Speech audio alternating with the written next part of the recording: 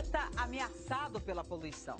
Bem aqui entre o litoral da Califórnia e o Havaí, uma enorme área ganhou um triste apelido, o lixão do Pacífico.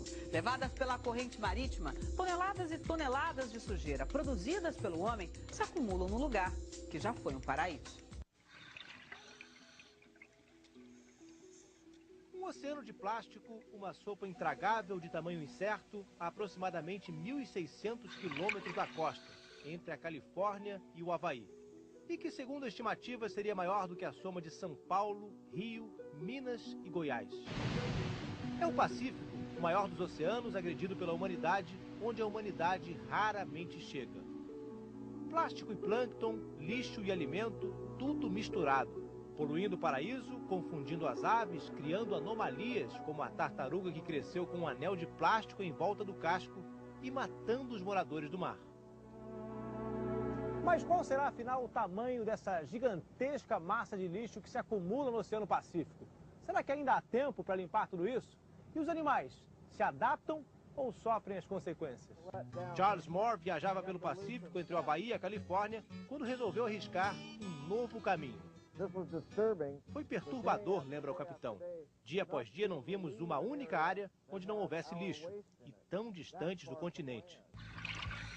Como um descobridor nos tempos das navegações, Charles Moore foi o primeiro a detectar a massa de lixo e batizou o lugar de Lixão do Pacífico.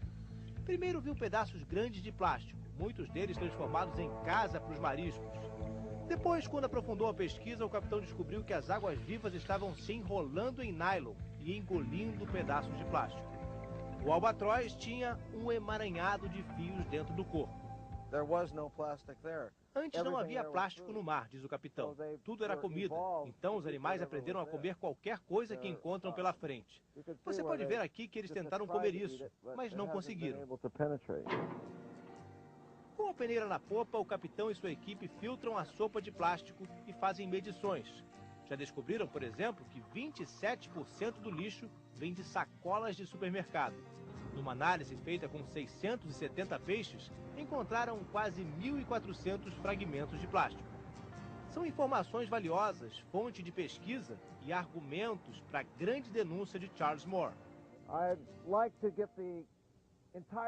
Gostaria que o mundo inteiro percebesse que o tipo de vida que estamos levando, isso de jogar tudo fora, usar tantos produtos descartáveis, isso está nos matando. Temos que mudar se quisermos sobreviver. Um gesto despreocupado, uma simples garrafa de plástico esquecida numa praia da Califórnia. Muitas vezes ela é devolvida pelas ondas e recolhida pelos garis, mas grande parte do material plástico produzido nas cidades dessa região acaba embarcando numa longa e triste viagem pelo Oceano Pacífico. Pode ser também depois de uma tempestade. O plástico jogado nas águas é varrido pela chuva, entra nas galerias pluviais das cidades e chega até o mar. Ou vem de rios poluídos que desembocam no oceano. No caminho, os dejetos do continente se juntam ao lixo das embarcações e viajam até uma região conhecida como o Giro do Pacífico Norte. Diversas correntes marítimas que passam as margens da Ásia e da América do Norte acabam formando um enorme redemoinho feito de água, vida marinha e plástico. Mas outra vez uma tempestade, um vento forte talvez, e parte do lixo viaja para fora da sopa, até uma praia distante. Estamos numa praia linda e deserta, numa região praticamente desabitada do Havaí. Não era para ser um paraíso ecológico, mas Camilo Beach recebe tantos dejetos marítimos que acabou virando um lixão a céu aberto. Basta a gente procurar um pouquinho para entender a origem de todo esse plástico que veio até aqui. Aqui, caracteres chineses. Um pouco mais à frente, essa boia aqui, uma boia de pescadores que provavelmente veio do Japão. E ali na frente, um pedaço de tanque de plástico com ideogramas em coreano. E olha que Camilo Beach está a mais de 1.000 quilômetros distante do lixão do Pacífico, no extremo sudoeste da ilha de Hilo, no Havaí. Camilo Beach dificilmente vê um gari, e o plástico que chega lentamente pelo mar vai ficando esquecido no paraíso. Há 2 anos depois que se mudaram para cá, Dean e Suzanne Fraser resolveram fazer de Camilo um alerta planetário.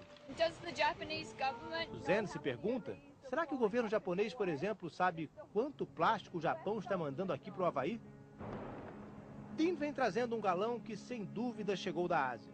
Tem também tubo de shampoo usado nos Estados Unidos e sacos de plástico, sabe-se lá de onde. Agora são todos farrapos do mar. As mordidas impressas no plástico levaram os ambientalistas a mudar de alimentação. O que acontece é que as toxinas estão se acumulando ao longo da cadeia alimentar. E os predadores no topo da cadeia, que somos nós, estão comendo plástico também.